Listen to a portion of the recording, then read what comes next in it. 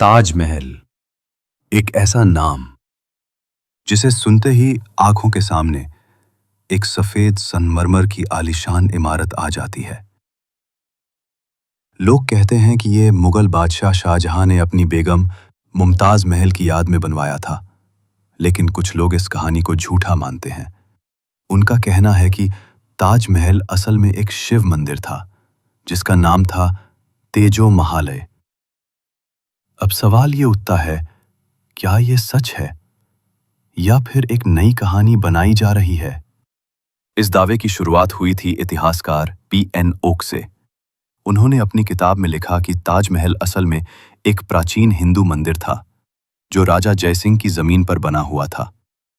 Okay का कहना था कि शाहजहां ने इस मंदिर को जबरदस्ती अपने कब्जे में लिया और फिर उसमें थोड़े बहुत बदलाव करवाकर उसे मकबरे का रूप दे दिया। उन्होंने ये भी कहा कि ताजमहल के अंदर जो तहखाने हैं उनमें आज भी हिंदू मूर्तियां और मंदिर की चीजें छुपी हुई हैं। ताजमहल के चारों तरफ बनी मेहराबें, गुंबद, स्तंभ और डिजाइन को देखकर कुछ लोग कहते हैं कि ये इस्लामी वास्तुकला से ज्यादा हिंदू मंदिरों से मिलते जुलते हैं। वे कहते हैं कि जिस तरह से शिव मंदिरों में कलश, त्रिशूल और कमल की नक्काशी होती है, वही कुछ चिन्ह ताजमहल की दीवारों पर भी पाए गए हैं। यहां तक कि ताजमहल के कुछ दरवाजे आज भी बंद हैं, जिनमें क्या है ये कोई नहीं जानता। इन बंद कमरों को खोलने की मांग कई बार अदालतों में उठ चुकी है, लेकिन अभी तक किसी को वहां जाने की इजाजत नहीं दी गई। कुछ लोग तो यहां तक कहते हैं कि ताजमहल में जलहर से पानी गिराने वाला हिस्सा है जो शिवलिंग के ऊपर पानी चढ़ाने के लिए मंदिरों में होता है। इतना ही नहीं, कुछ जगहों पर नीम के पेड़ और तुलसी का पौधा भी देखा गया है जो आमतौर पर मंदिरों के पास पाए जाते हैं। सवाल ये उठता है कि एक मकबरे के पास तुलसी का क्या काम?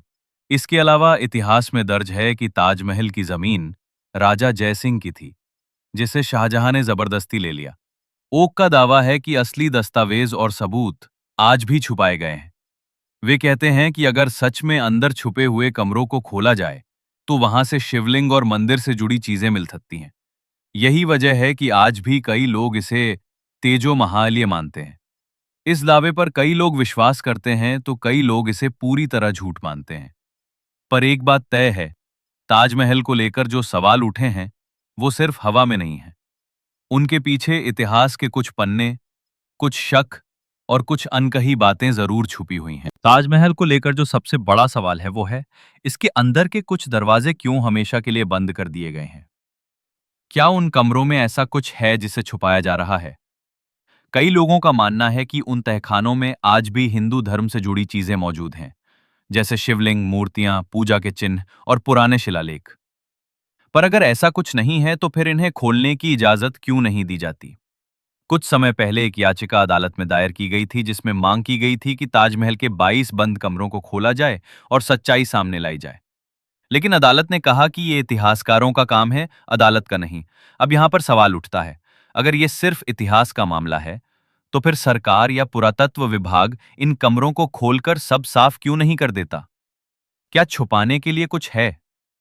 कुछ इतिहासकारों का मानना है कि ताजमहल के नीचे ऐसे कमरे हैं जो किसी जमाने में किसी दूसरे मकसद के लिए इस्तेमाल होते थे, जैसे कि मंदिर के गर्भगृह या पूजा स्थल। इन कमरों की बनावट सामान्य मकबरों से अलग दिखाई देती है। वहां कोई मजार या कब्र नहीं है, बस बंद दरवाजे, बिना खिड़कियों के गहरे कमरे और मोटी दीवारें हैं। क्या ये किसी खास चीज को छुपाने के लिए बनाए गए थे? इस विवाद को और हवा तब मिली जब कुछ पुरानी तस्वीरें सामने आईं, जिनमें ताजमहल के अंदर दीवारों पर कमल, त्रिशूल और घंटियों जैसी आकृतियां बनी दिखीं। ये आकृतियां आमतौर पर मंदिरों में पाई जाती हैं। अगर ये सिर्फ सजावट हैं, तो फिर ये सिर्फ हिंदू धार्मिक चिन्ह ही क्यों हैं?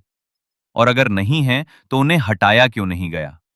कुछ लोगों का कहना है कि शाहजहां ने ताजमहल को पूरी तरह नया नहीं बनवाया था, बल्कि एक पुराने भवन को बदलवाकर उसे नया रूप दिया।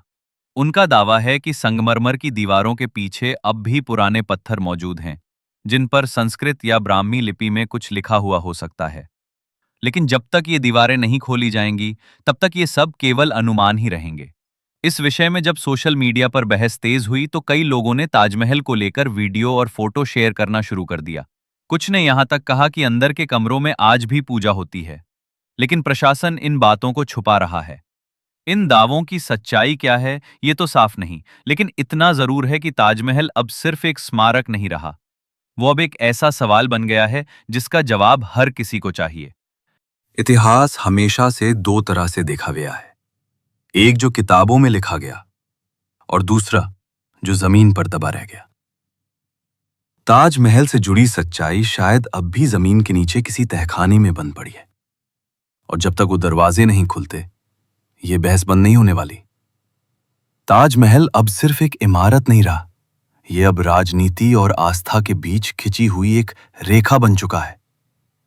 कुछ लोग इसे अपनी धार्मिक पहचान से जोड़ते हैं तो कुछ इसे भारत की ऐतिहासिक धरोहर मानते हैं। लेकिन इस बहस में सच्चाई अक्सर कहीं दब जाती है और आगे बढ़ जाती है राजनीति।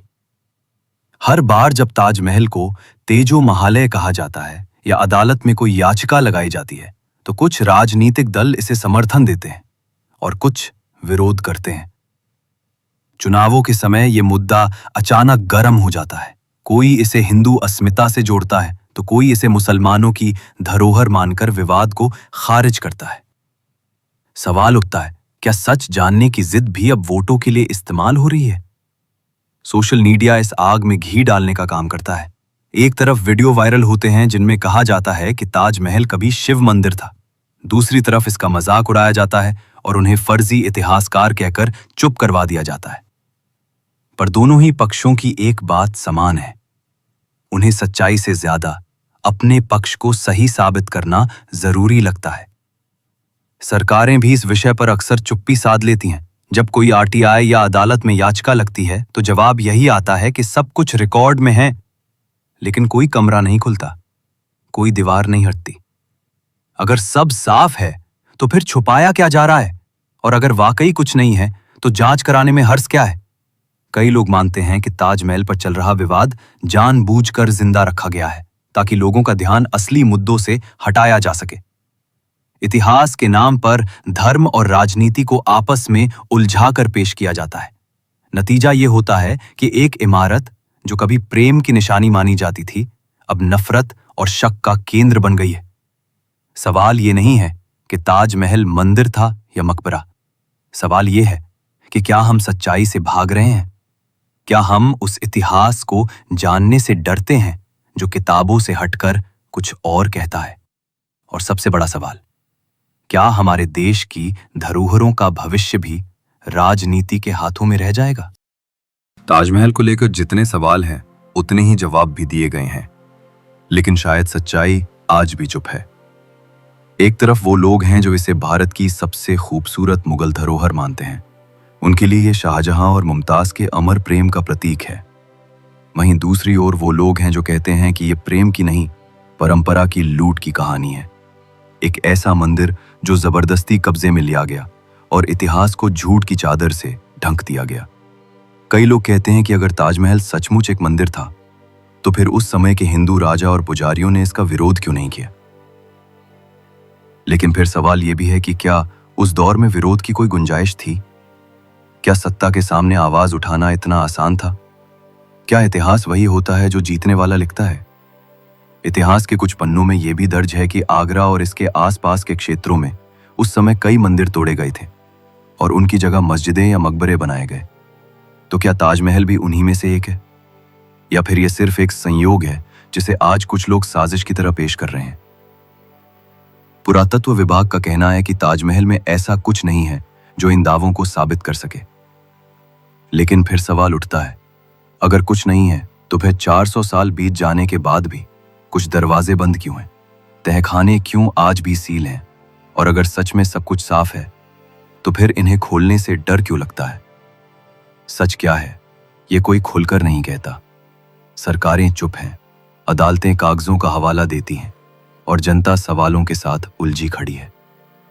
शायद इसलिए कि जब सच्चाई सामने आती है तो वो न किसी एक धर्म की होती है, न किसी एक राजा की। सच्चाई सिर्फ सच्चाई होती है और शायद यही वजह है कि उसे सबसे ज्यादा दबाया जाता है। अब फैसला आपको करना है, क्या हम एक प्रेम कहानी को इतिहास माने या फिर एक छुपे हुए सच को उजागर करने की हिम्मत करें?